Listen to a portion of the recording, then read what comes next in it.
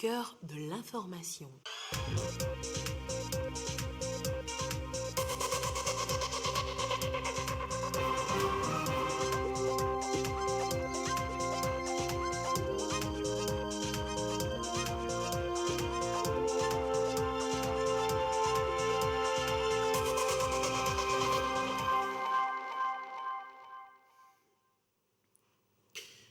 Fin du séjour togolais de Geoffroy Mopti, l'administrateur de l'OIF est allé visiter quelques réalisations de son institution sur le terrain. Une tournée qu'il qualifie de globalement réussie. Vous l'entendrez en début d'édition.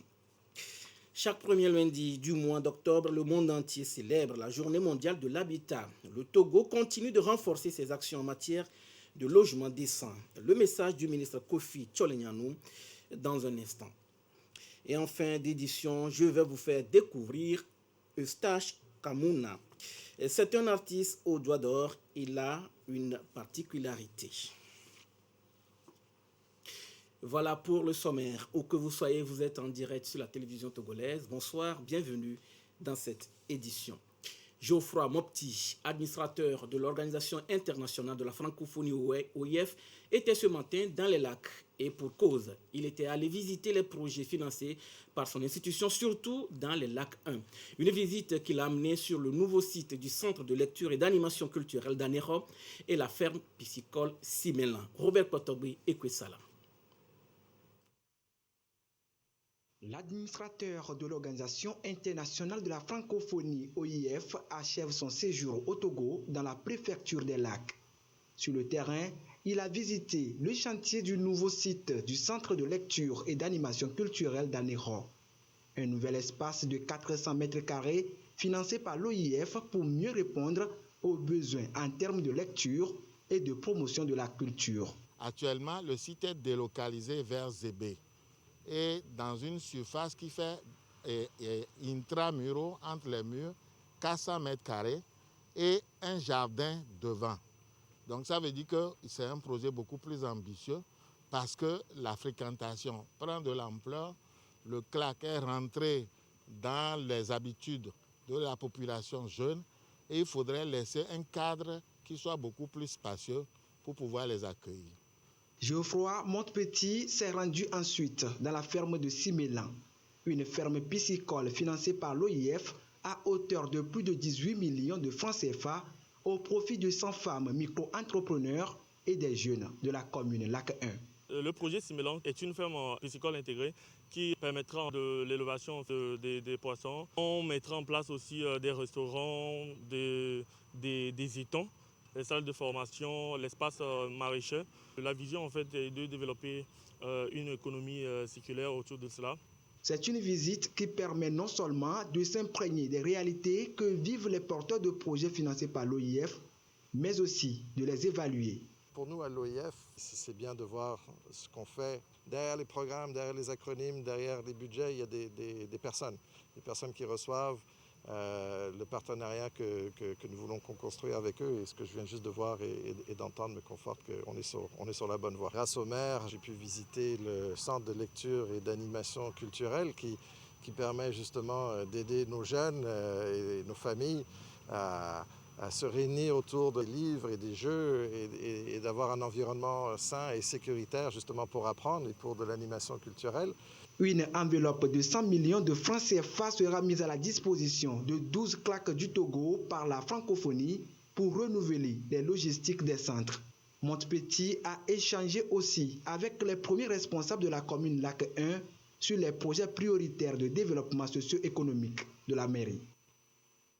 Annoncé à 20% en janvier, puis porté à 25% des marchés publics en avril 2019, cette mesure du chef de l'État Faure Eswazini Gnassingbe en faveur des jeunes et des femmes est bien appréciée par les bénéficiaires.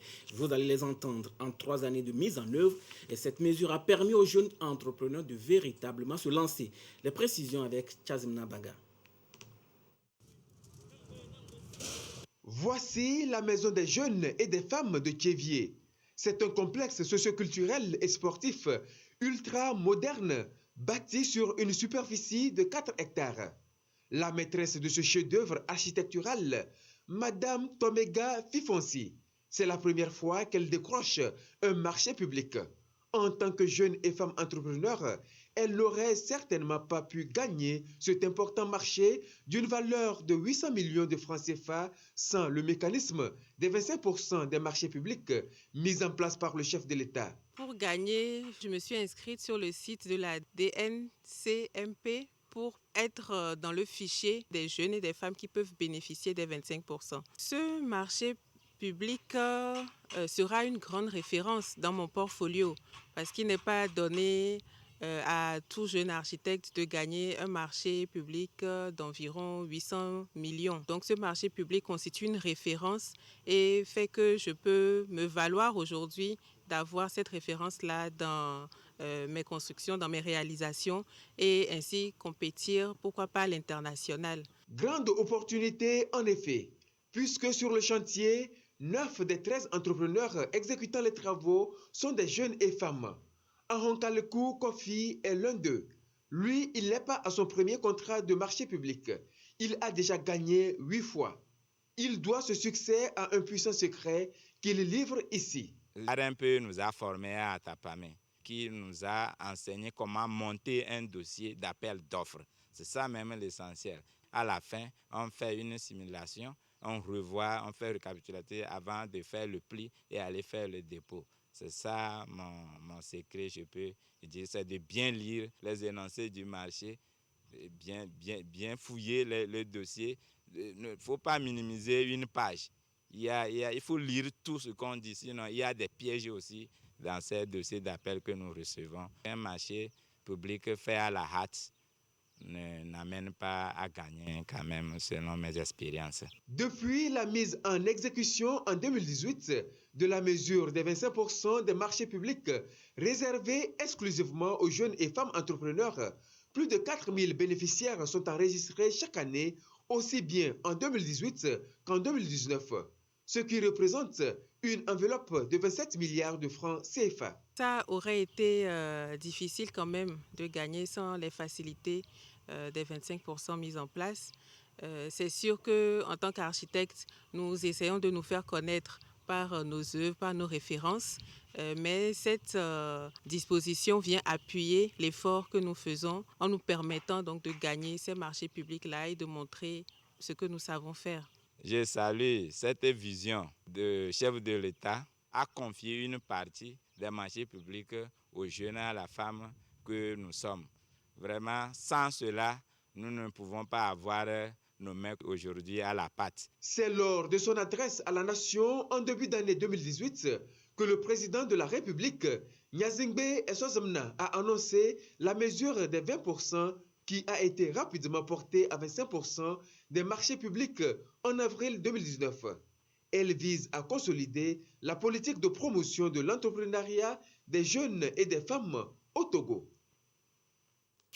À l'horizon 2025, le gouvernement s'engage à construire au moins 20 000 logements sociaux sur l'ensemble du territoire. C'est le message phare livré ce jour par le ministre en charge de l'Habitat. Et c'est en prélude à la célébration de la 36e édition de la Journée mondiale de l'habitat. Que fait le Togo en matière de logement décent? Sandra Ziagbé, précision.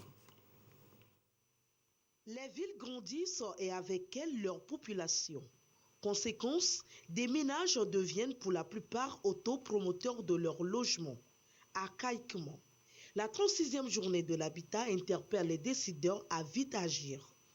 Au Togo, pour assurer un logement convenable et garantir un cadre de vie décent à tous, l'État mise sur des investissements publics.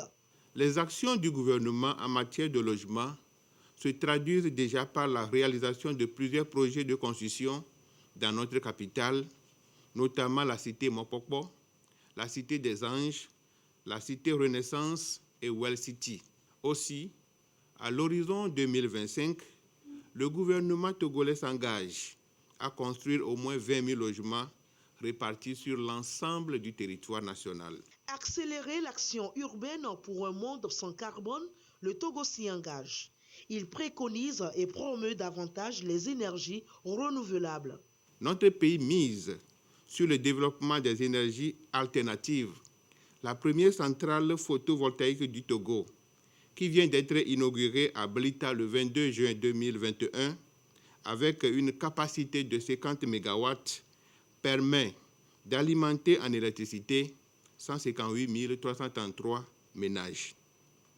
D'autres centrales sont envisagées à Salimdé dans la préfecture de Tchaodjo et à Wangelo dans la Kosa. Je tiens, une fois encore, à remercier le président de la République et le gouvernement qui n'ont ménagé aucun effort en matière d'habitat et de logement décent. Une manière de répondre à un impératif, adapter les pratiques et les techniques de construction de logements décents aux actions de lutte contre le changement climatique. Le parti politique Union pour la République UNIR soutient les efforts des acteurs du système éducatif qui inlassablement œuvrent pour une éducation de qualité au Togo. La vice-présidente du parti UNIR, Grand Lomé Ibrahima Memounatou, a effectué une tournée dans ce sens. Plusieurs établissements dans Agouani 4 ont été visités. Une semaine après la rentrée scolaire 2021-2022. Arrête les Rempo Ramdan Bassina. Précision. 18 villages de la commune Agouani V4, le parti Union pour la République UNIR va à la rencontre des populations. D'abord, avec les comités de base, maillons essentiels dans l'enracinement des idéaux du parti, puis avec les chefs des communautés, acteurs de la préservation de la paix et de la promotion du vivre ensemble. La vice-présidente UNIR, Grand Lomé Ibrahima Memounatou, leur a transmis le soutien du président Fornia Singbe, président du parti. Des vivres et non-vivres pour accompagner ces acteurs de premier plan en cette rentrée scolaire et pour faire face à la pandémie du Covid-19. Ce geste que nous avons reçu de la part du président de notre parti uni, le président de la République, Forrestor Zenamia Singbe, nous réjouit tellement. C'est un geste qui nous va droit au cœur et nous tenons à le remercier. Disons merci à la vice-présidente de nous avoir visités. On sous-entend que le chef de l'État ne nous a pas oubliés par rapport à ces dons. Nous allons les retransmettre et les salutations du chef de l'État à la population. Que ce soit à Toble-Kome, Kotokoli Zongo, Zinligi et Aoussa Zongo, la militante Ibrahima Memounatou a insisté sur la préservation de la paix et de la cohésion sociale, des impératifs pour poursuivre cet élan de développement du pays si cher au président de la République. Nous avons entamé cette tournée pour échanger, leur apporter notre soutien moral et matériel. Nous les avons appelés à contribuer à la réussite de tous ces programmes en maintenant la paix sociale. L'éducation, levier incontournable du développement, est une priorité pour le président de la République. Dans son périple, la militante Ibrahima Memounatou a, au nom du chef de l'État, en cette rentrée scolaire 2021-2022, offert des kits scolaires ainsi que des dispositifs de lavage de mains aux apprenants des écoles comme ici à l'EPP Nivé Meglé, à l'Inca, Dikame et lycée à Goué Centre, entre autres. Ça a été une grande joie pour nous, une surprise agréable d'avoir ce don pour faire face à la pandémie et aussi pour subvenir aux besoins pédagogiques en ce début de la rentrée. À l'endroit des élèves, je souhaite une très bonne rentrée scolaire et j'invite les parents d'élèves à sensibiliser leurs enfants sur la nécessité de respecter les mesures barrières. Nous avons également rappelé l'importance du geste que le chef de l'État a fait à l'endroit des parents d'élèves en rendant gratuite la scolarité pour cette année scolaire. Dans les 18 villages où a sillonné la vice-présidente unie Grand Lomé, elle a insisté sur le respect des mesures barrières et la nécessité de se faire vacciner pour lutter efficacement contre le Covid-19. Cela fait exactement 3 semaines déjà que le gouvernement a annoncé la gratuité des frais de scolarité dans les écoles publiques. Également, les frais de dossier des examens sont gratuits pour l'année scolaire en cours. Une mesure pour soulager les parents d'élèves en ces périodes où le monde entier est durement touché par le Covid-19. Y a-t-il des effets liés à cette gratuité? Comment seront-ils gérer ces effets? Sandra Ziagwe constate sur le terrain. Attroupement peu ordinaire devant le bureau du proviseur du lycée Tocoin Solidarité. Une semaine après la rentrée scolaire, ils sont encore nombreux ces élèves à chercher une place. Un flux dû à la gratuité des frais scolaires. Ces élèves, la plupart sont venus des écoles privées parce que l'État a annoncé la gratuité. Donc beaucoup de parents sont allés retirer leurs enfants des privés pour venir chercher de la place dans les écoles officielles. En fonction de la disponibilité, nous recrutons. Vous savez que nous sommes en période de Covid-19, donc il y a quand même un effectif à respecter. Ceux qui ont les dossiers en main, c'est des gens qu'on a retenus. Les parents, on leur a demandé de ramasser les dossiers, on a ramassé par classe et on leur a donné un délai pour venir voir la suite. Tous ces dossiers empilés ici représentent des élèves en attente d'intégrer une salle de classe. Tous les niveaux sont concernés. Viviane, mère d'un élève de 5e, fait partie de ceux qui, aujourd'hui, se frottent les mains devant la gratuité des frais scolaires décrétés par le gouvernement pour l'année en cours. J'ai un petit qui va faire la 5e. Depuis lundi, je suis là pour lui chercher la place. Donc jusqu'à présent, je n'ai pas encore gagné, mais j'ai l'espoir. Depuis que l'État a ramené les frais scolaires à 0 francs, je me réjouis. Normalement, l'écolage qui me revenait était à 7 000. Cette somme peut faire quelque chose pour mes enfants à la maison. Pas donc d'écolage à payer pour cette année, pas de frais de dossier non plus à verser pour les différents examens. Dans les établissements, les chefs d'école s'en remettent à l'accompagnement du gouvernement. Je sais que l'État va nous venir en aide. Notre ministre de tutelle a déjà annoncé la dernière fois. L'année passée, l'État avait annoncé la suppression des frais d'inscription au niveau de tous les examens. Mais à la fin de l'année, tous les examens se sont bien déroulés. On est confiant que cette année aussi, l'État va nous venir en aide pour pouvoir gérer les problèmes que nous avons au niveau des dépenses.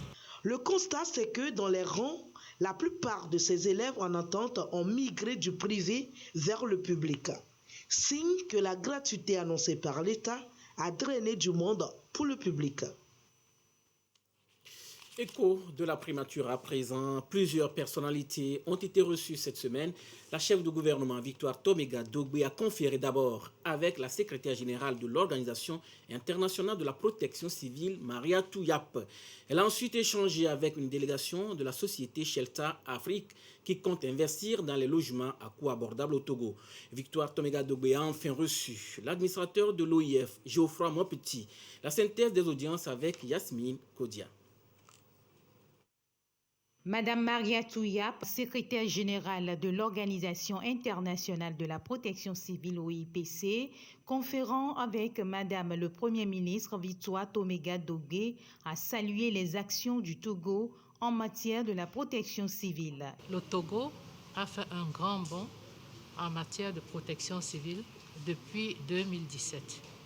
Alors, c'était pour féliciter Madame le Premier ministre parce que ce bond ne peut être fait que si les décideurs accompagnent les techniciens de la protection civile. Et j'ai découvert en Madame le Premier ministre que c'est un grand acteur de protection civile parce que l'exposé qu'elle m'a fait, c'était de montrer que le développement sans les mesures de protection civile aura un résultat vain. Aucun pays au monde ne peut être suffisamment préparé pour faire face aux catastrophes.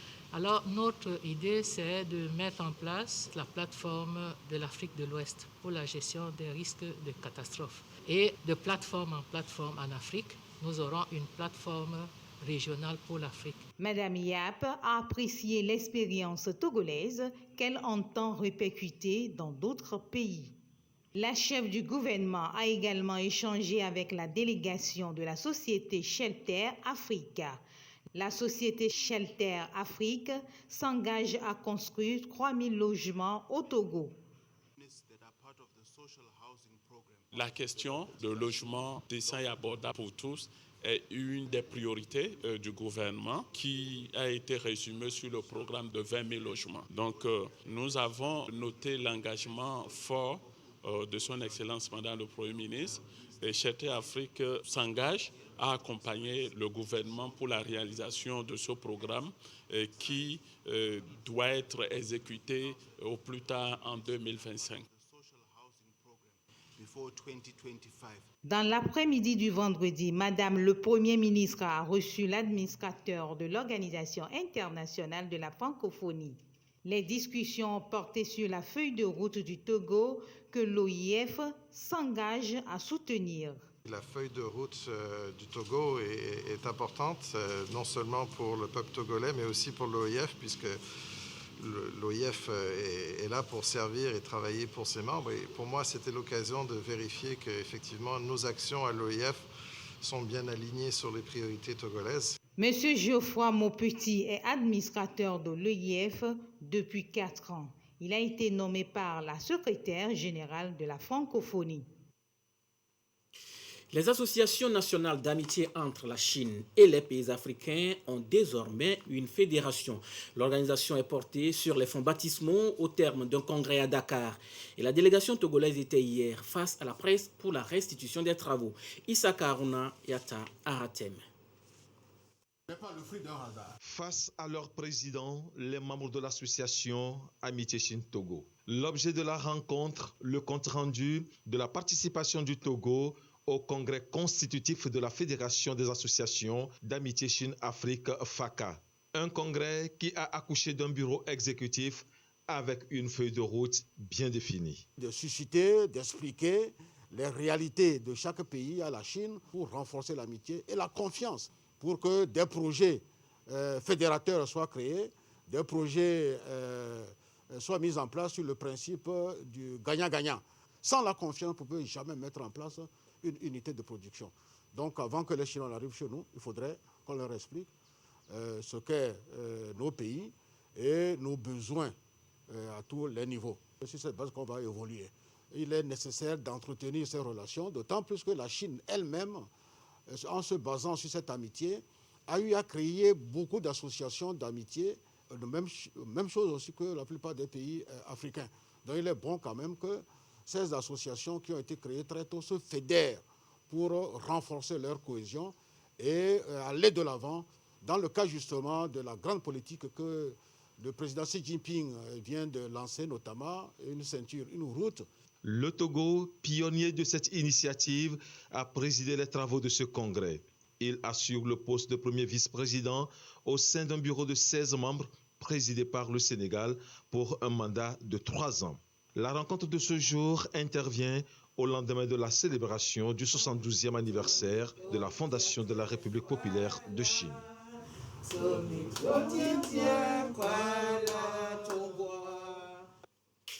Effort pour l'atteinte de l'immunité collective face à la pandémie du Covid-19 au Togo, la brasserie Bébé Lomé joue sa partition. Ensemble avec le syndicat national des tenanciers de bar et restaurants du Togo, elle a démarré 2 jours de campagne vaccinale. Ici, il est question de permettre aux acteurs du secteur de se protéger et de protéger leurs clients. Magloire Akwe et Yata Hatem. C'est un peu la caste des tenanciers de bars et restaurants, tous réunis ici pour se faire vacciner. Parmi eux, Tchavi, gérant dans le bar, est fermé. Pour lui, se vacciner, c'est aussi faire appel à la clientèle à imiter le même geste. Je suis venu me faire vacciner pour éviter le coronavirus. J'invite tous les propriétaires de bars, comme les gérants et nos clients aussi, à se faire vacciner. Cette opération de vaccination est organisée par la brasserie du Benin pour inciter ses partenaires à aller dans le bon sens. Une pierre deux coups. Privilégier les tenanciers et en même temps que la clientèle. Nous avons pris l'engagement d'aider la corporation à pouvoir aller de l'avant. On veut essayer d'aller vraiment à vitesse éclair pour rassurer l'ensemble des acteurs et de la population pour qu'ils sachent que désormais les bars et restaurants seront plutôt des lieux de plaisir. Et pour le faire, il faut qu'on rassure les acteurs, les consommateurs en passant nous-mêmes par la vaccination. Pris de compassion pour les tenanciers de bar qui traversent un moment difficile, le ministre Lamadokou apporte réconfort et soutien du gouvernement à ce secteur durement frappé par la crise sanitaire. Les dernières mesures prises par le gouvernement ont pour durer 1 mois. À l'issue du mois, le gouvernement va évaluer la situation en vue de prendre la décision qui s'imposerait. Mais je peux quand même rassurer qu'au regard de la mobilisation même des acteurs, il n'y aurait pas de doute que l'activité puisse reprendre pleinement dans le secteur. Des opérations similaires ciblées vont se poursuivre. C'est le vœu des tenanciers de bar pour un retour rapide à leur business. Et bientôt, une pilule qui réduirait par 2 les risques d'hospitalisation et de décès liés au Covid-19. Le laboratoire américain Merck veut déposer un dossier auprès de l'agence américaine des médicaments à cet effet. S'il est autorisé, ce médicament par voie orale sera le premier au monde. Un reportage de nos confrères de France 24.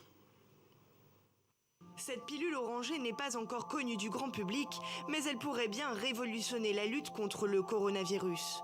Ce médicament, le molnupiravir, permet en effet de diminuer facilement les formes graves de la maladie. Selon un essai clinique, il réduirait par 2 les risques d'hospitalisation et les décès. Le laboratoire américain Merck demande donc aux États-Unis l'autorisation de sa commercialisation.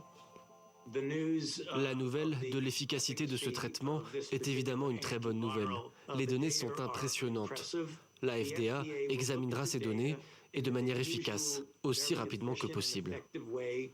L'essai clinique a été mené sur 775 malades du coronavirus pendant 29 jours. Parmi les patients qui ont reçu le médicament, 7,3% ont été hospitalisés. Aucun n'est décédé. Parmi ceux qui ont reçu un placebo, en revanche, 14,1% ont été hospitalisés. 8 sont morts. Plusieurs experts insistent toutefois sur le fait que ce genre de traitement serait à prendre en complément du vaccin. Le nombre moyen de décès quotidiens sur 7 jours est de 1476 par jour. Vous m'avez déjà entendu le dire, les vaccins sont les outils les plus puissants dont nous disposons pour prévenir les infections, les hospitalisations et les décès liés au Covid-19. Si elle était autorisée, cette pilule antivirale serait le premier médicament de ce type à être mis sur le marché pour traiter le coronavirus. Cela constituerait une avancée dans la lutte contre la pandémie, alors que les États-Unis ont franchi le cap des 700 000 morts de la maladie. Après les vaccins, cette pilule sera une avancée majeure dans la lutte contre la pandémie. Et chaque jour, il y a encore quelques 450 000 nouveaux cas de Covid-19 dans le monde. Et au Togo, la situation de la pandémie se présente comme suit. Le nombre de cas confirmés est de 25 558, 23 nouveaux cas depuis hier. Le nombre de personnes guéries est de 23 506 et 140 nouveaux guéris depuis hier. Le nombre de cas actifs est de 1819. Le nombre de décès est malheureusement de 233. Un communiqué rendu public par le ministre en charge de la Santé, professeur Moustapha Miji Yawa. Bernard Tapie est décédé ce dimanche. L'homme d'affaires français et ancien ministre âgé de 78 ans souffrait d'un cancer de l'estomac depuis 2017. L'homme aux 1000 vies, comme on aime l'appeler, aura marqué de son empreinte l'histoire, la politique, l'économie et le sport. Deuxième jour d'exposition universelle à Dubaï hier samedi. La ministre de l'économie numérique et la transformation digitale était dans le pavillon du Togo. Très impliquée dans les projets numériques, Sina Lawson a fait le tour du pavillon, son admiration devant la mise en valeur du Togo à Dubaï dans ce reportage de Uri Chamega.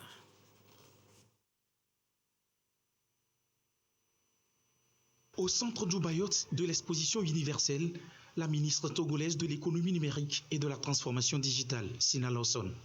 Direction le pavillon du Togo. Dans cet espace vitrine des atouts du pays, Sina Lawson passe en revue les offres togolaises mises en marketing ici, en terre émirati, pour attirer les visiteurs étrangers. Ce que j'apprécie énormément, c'est qu'on a pu exposer l'ensemble des réalisations phares du Togo, notamment en matière de digitalisation, mais pas seulement, parce qu'il y a des pièces culturelles, il y a un espace pour les enfants, un espace qui représente un peu aussi nos ambitions sportives. Donc je pense que c'est très important pour des personnes qui veulent découvrir le Togo. Il y a donc de quoi séduire. Deuxième jour de l'Expo 2020 Dubaï et de plus en plus de visiteurs viennent découvrir le Togo en miniature dans ce pavillon. La réussite d'un travail collégial encouragé par la ministre Sina Lawson, ravie. Allons à présent à la découverte de Eustache Kamuna, un artiste pur aux 1000 talents. Il se sert des instruments traditionnels pour apporter une touche particulière à sa musique. Le pardon, la justice, l'amour sont quelques sujets abordés dans ses chansons. Aboza Dadja, Urechamega.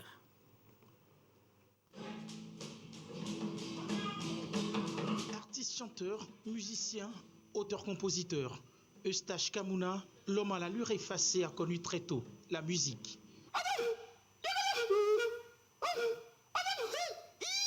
Grâce à sa flûte bantou, il donne une marque singulière à ses notes. Je suis arrivé dans la musique parce que, bon, voilà, et sur les bancs de l'école, je fredonnais déjà des chansons d'artistes connus.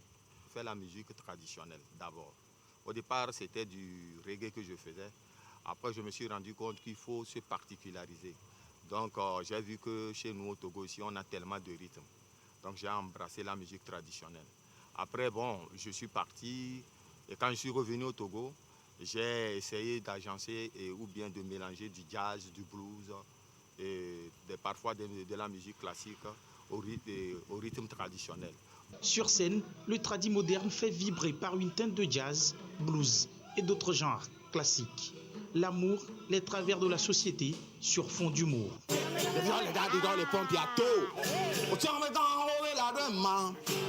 Des fois, je compose des chansons engagées pour ça. Donc, naturellement, l'amour, la fraternité, le pardon, la justice. À 51 ans, Eustache Kamouna, l'homme à plusieurs cordes, est une référence pour la jeune génération amateur de musique. Voilà, ce sera tout pour aujourd'hui. Merci de nous avoir suivis. Restez avec nous sur la TVT, la première. Croyez au meilleur et gardez toujours le sourire. Quoi qu'il arrive, excellente nuit à tous.